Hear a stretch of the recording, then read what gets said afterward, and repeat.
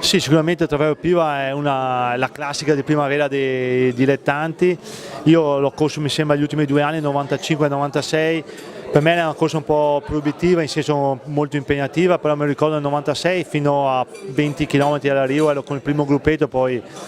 sono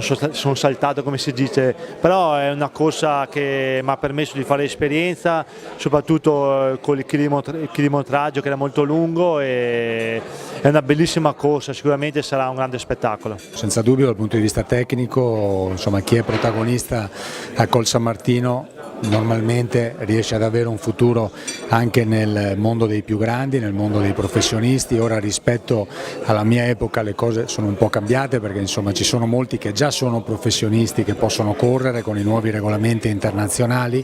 però è comunque una vetrina molto importante e molto significativa che dà il senso della misura anche per i direttori sportivi dei più importanti team professionistici su chi cercare di avvicinare per cercare appunto di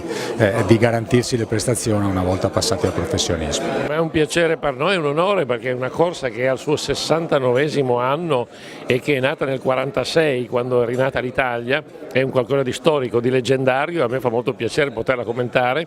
e poter parlare di queste terre, perché qui si respira veramente il ciclismo. Io arrivo da una città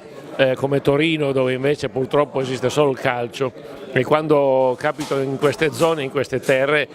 mi sembra veramente di rivivere, perché io dico sempre che il calcio è un gioco, il ciclismo è uno sport, la differenza è questa, e qui siamo veramente alle radici di questo grande sport della bicicletta. Io credo che debba essere fatto un grande applauso a tutti quelli che dedicano il proprio tempo senza alcuna ricompensa, ma soltanto per l'amore e la passione che danno a questo sport, e grazie a gare come il Trofeo Piva qui a Col San Martino che il ciclismo riesce a distanza di 100 anni ancora a sorprendere, a emozionarci e a darci veramente una grande soddisfazione nel vedere lo sforzo e la fatica dei ragazzi che corrono.